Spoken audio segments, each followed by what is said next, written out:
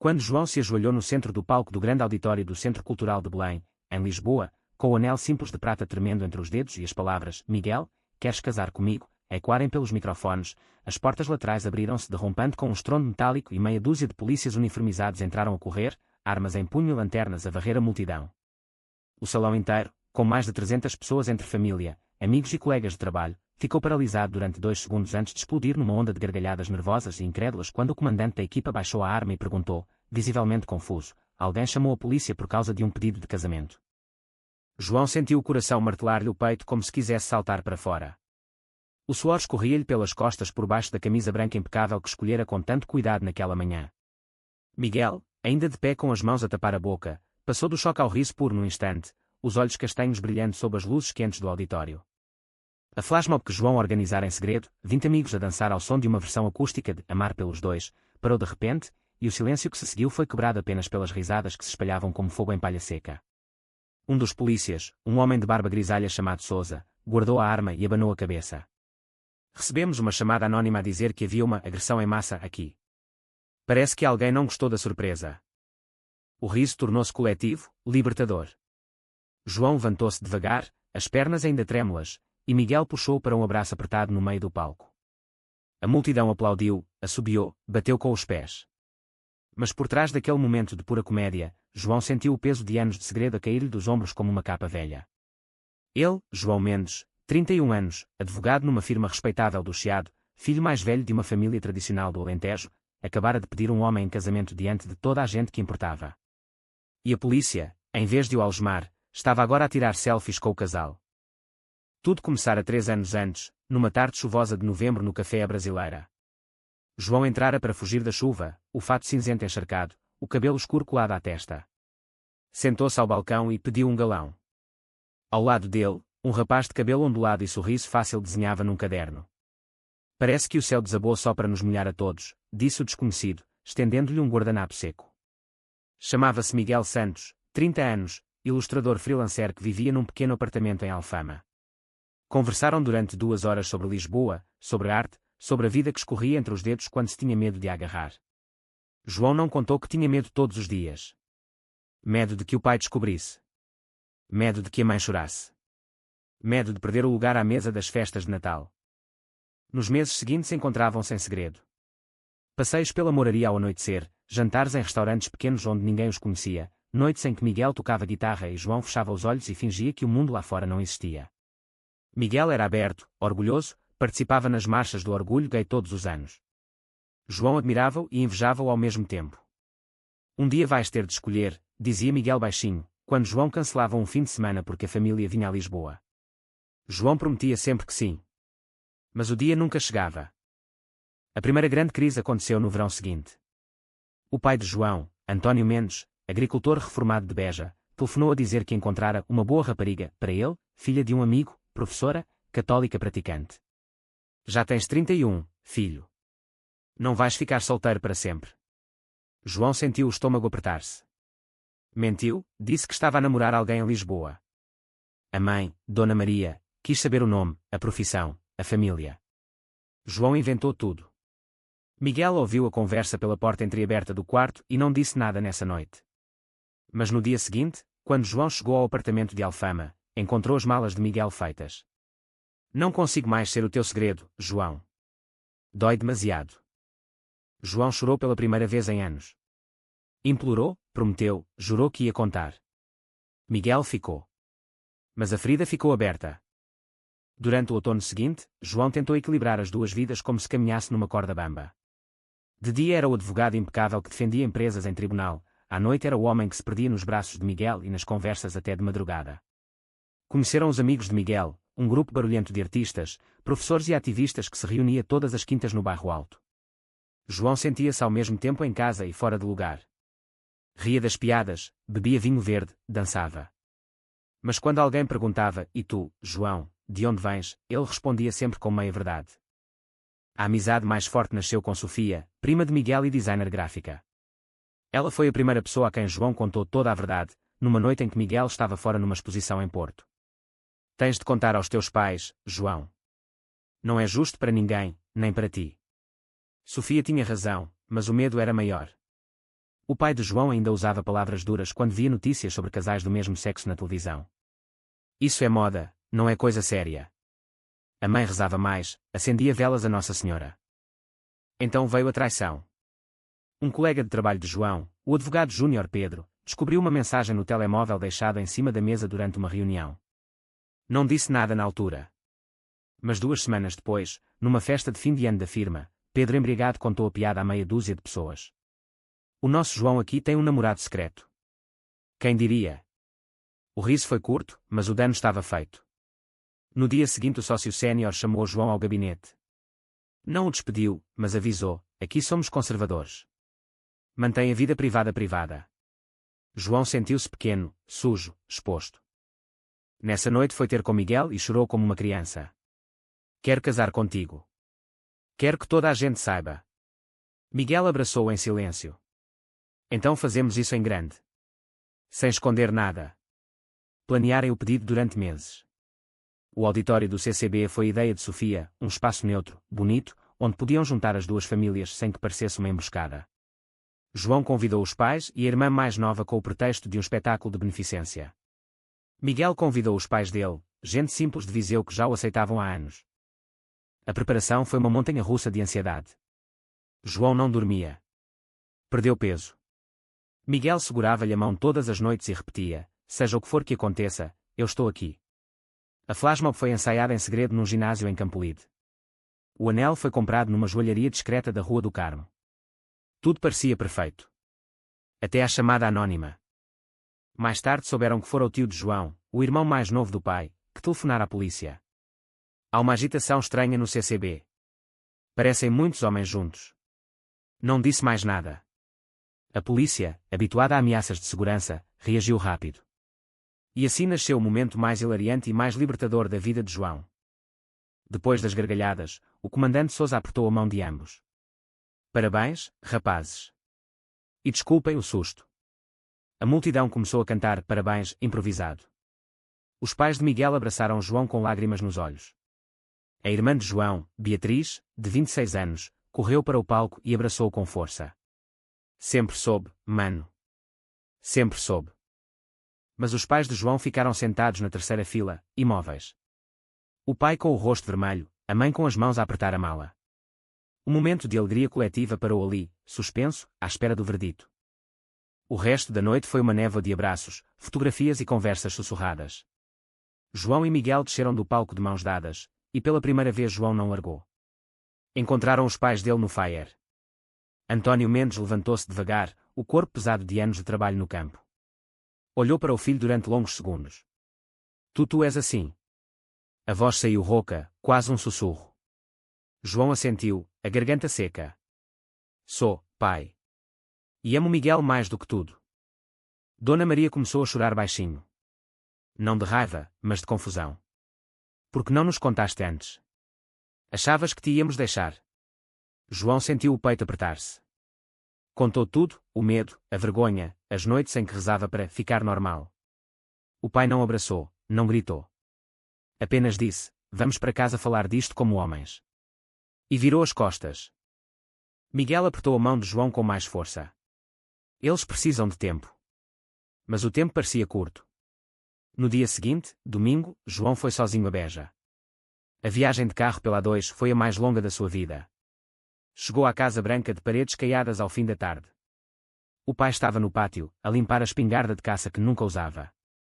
Sentaram-se os dois na mesa de pedra. Eu cresci noutra época, João. Homens casavam com mulheres, tinham filhos, trabalhavam a terra. Isso que tu fazes não entendo. João ouviu em silêncio. Depois falou do amor, da solidão, da felicidade que encontrara com Miguel. Falou da proposta, do riso no salão, da polícia que acabara por lhes desejar felicidades. O pai ouviu, o rosto impassível. Ao fim de 2 horas levantou-se. Vou pensar. Foi tudo. A mãe, dentro de casa, preparou o jantar como sempre. Mas quando João se levantou para sair, abraçou-o com força e sussurrou: o teu pai vai acabar por aceitar. Ele ama-te mais do que o orgulho. Regressou a Lisboa com o coração mais leve. Miguel esperava-o com um jantar simples e uma garrafa de vinho do Douro. Nessa noite fizeram amor devagar, sem pressa, como se selassem uma promessa. Pela primeira vez João não olhou para o telemóvel com medo de uma mensagem da família. As semanas seguintes foram de pequenas vitórias e grandes medos. O pai telefonou uma vez, só para perguntar se ele estava bem. A mãe mandou uma mensagem: diz ao Miguel que venha conosco à vindima em setembro. Pequenos sinais. Mas João sabia que a verdadeira batalha ainda estava para vir. No escritório, o ambiente mudou. Alguns colegas evitavam-no, outros davam-lhe palmadinhas nas costas. O sócio sénior chamou novamente: enquanto o trabalho não sofrer, a tua vida é tua. João sentiu-se livre pela primeira vez em anos. Miguel, por seu lado, começou a desenhar uma série de ilustrações sobre o pedido, o salão, a polícia, o riso. Publicou-as numa exposição pequena em Belém. O título: O dia em que a polícia veio dançar. A sala encheu-se. João foi com os pais de Miguel. Pela primeira vez sentiu que o seu amor era arte, era público, era belo. O outono trouxe as primeiras tempestades. O tio que chamara a polícia apareceu em Lisboa sem avisar. Sentou-se na sala do apartamento de João e Miguel e disse sem rodeios: vocês estão a destruir a família. O teu pai não dorme. A tua mãe reza todos os dias. João sentiu a raiva subir. Miguel, calmo, ofereceu café. Conversaram durante 3 horas. O tio saiu sem prometer nada, mas deixou uma porta entreaberta: talvez eu tenha exagerado.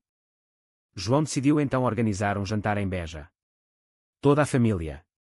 Miguel aceitou, embora estivesse nervoso. Chegaram num sábado de sol fraco. A mesa estava posta no pátio, com pão fresco, queijo, azeitonas. O pai não sorriu, mas apertou a mão de Miguel. A mãe serviu o ensopado de borrego e perguntou a Miguel sobre o trabalho. A irmã de João contou piadas. Aos poucos o gelo quebrou-se. Depois do jantar, o pai chamou João para o olival atrás da casa. Caminharam em silêncio entre as árvores antigas. Eu não mudo de ideias de um dia para o outro. Mas vejo que estás feliz. E isso é mais importante do que o que as pessoas dizem na igreja. João parou, lágrimas nos olhos. Pela primeira vez em 31 anos o pai abraçou-o. Um abraço desajeitado, forte, de homem do campo. Miguel, dentro de casa, conversava com a mãe de João sobre receitas. Quando saíram, Dona Maria deu a Miguel um pequeno terço antigo. Para proteger o vosso amor. Foi o primeiro gesto de aceitação verdadeira. Mas nem tudo foi fácil. Um primo distante postou nas redes sociais uma foto do pedido com legenda sarcástica. Comentários cruéis apareceram. Miguel quis responder. João convenceu-o a não o fazer. Deixamos que o nosso silêncio fale mais alto. Em vez disso, criaram juntos uma página de Instagram com as ilustrações de Miguel e histórias curtas sobre casais como eles. Em 2 meses tinham 20.000 seguidores. Mensagens de jovens de todo o país chegavam todos os dias: obrigado por mostrarem que é possível. O inverno trouxe a primeira crise séria de saúde do pai de João. Um infarto leve. João e Miguel foram para Beja imediatamente. Passaram noites no hospital. Miguel segurava a mão de Dona Maria enquanto João falava com os médicos. Quando o pai acordou, olhou para Miguel e disse: obrigado por estares aqui, filho. A palavra filho ficou a pairar no ar como uma bênção. Na primavera decidiram marcar a data do casamento, 15 de junho, no Mosteiro dos Jerónimos. Um lugar simbólico, aberto, belo. Os preparativos começaram. Listas de convidados, provas de fatos, escolha de flores. João sentia-se vivo como nunca. O dia do casamento amanheceu quente e azul. O Mosteiro dos Jerónimos estava repleto de gente. A família de João veio completa, até o tio que chamara a polícia apareceu, com um fato novo e um sorriso tímido. Os pais de Miguel chegaram de Viseu com o carro cheio de queijos e doces. Sofia foi a madrinha, Beatriz a dama de honor. João esperou no altar, o coração acelerado. Quando Miguel entrou, de fato azul escuro, o cabelo ondulado perfeitamente penteado, o auditório inteiro se levantou. Os votos foram simples, emocionados. João falou do medo, da coragem que Miguel lhe dera. Miguel falou do dia em que João lhe pedira casamento e a polícia entrara a dançar. Toda a gente riu. Até o padre sorriu. A festa foi no jardim do mosteiro. Música ao vivo, danças, vinho a correr. O pai de João dançou com Miguel uma valsa lenta. A mãe chorou de felicidade. À meia-noite, quando os fogos de artifício iluminaram o céu sobre o Tejo, João puxou Miguel para um canto tranquilo. Obrigado por nunca desistires de mim. Miguel beijou devagar. Obrigado por teres escolhido ser feliz. Mas a vida não parou no sim. 2 meses depois, Miguel recebeu uma proposta de trabalho em Nova York, uma exposição individual num galerista importante. João teve de decidir, ficar na firma em Lisboa ou pedir transferência para o escritório de Nova York. Escolheram juntos. Venderam o apartamento de Alfama, despediram-se de Lisboa com um último passeio pela Ribeira. A mudança foi dura. A cidade nova, o frio, a saudade. Mas construíram uma vida. João encontrou um emprego numa firma de direitos humanos. Miguel expôs e ganhou prémios. Aos domingos faziam videochamadas com as famílias. O pai de João agora perguntava sempre: como está o meu genro? 3 anos depois do pedido hilariante, regressaram a Lisboa para as férias de verão. Levaram o filho adotivo de 2 anos, Lucas, que tinham recebido em adoção nos Estados Unidos. Caminharam pelo mesmo auditório do CCB. O comandante Sousa, agora reformado, reconheceu-os e abraçou-os. Vocês ainda estão juntos. Que bom! João olhou para Miguel, para o filho que corria à frente, e sentiu que tudo valera a pena, cada lágrima, cada medo, cada gargalhada. O tempo passou depressa. Lucas cresceu a falar português e inglês, a chamar avô ao António Mendes e avó à Dona Maria. Todas as vindimas iam a Beja. O olival tornou-se o lugar preferido do menino. O pai de João, já com 75 anos, ensinava-lhe a podar as oliveiras. Um dia isto é teu, neto. A palavra, neto, saía-lhe natural, sem esforço. Miguel continuou a desenhar. Publicou um livro infantil sobre um príncipe que se apaixonava por outro príncipe e salvava o reino com amor e riso. João defendia causas de direitos LGBT em tribunal, por vezes com o filho ao colo nas audiências públicas. A vida deles era calma, cheia de pequenos gestos, café da manhã juntos, passeios pela praia de Cascais, noites de leitura em voz alta. Um dia, no mesmo auditório do CCB, organizaram um evento de beneficência para crianças órfãs. João subiu ao palco novamente. Contou a história toda, o pedido, a polícia, as gargalhadas, a família que quase se perdeu e se encontrou. A multidão aplaudiu de pé. Entre o público estava o tio que chamara a polícia. Levantou-se e pediu a palavra. Eu errei. E peço desculpa. Hoje vejo que o amor não tem regras. O salão aplaudiu novamente. À noite, em casa dos pais em Beja, Lucas adormeceu no colo do avô. João e Miguel sentaram-se no pátio a olhar as estrelas. Achas que um dia o Lucas vai passar pelo mesmo que eu passei? Perguntou João baixinho. Miguel apertou-lhe a mão. Talvez. Mas ele vai ter-nos a nós. E vai ter avós que o amam tal como ele for.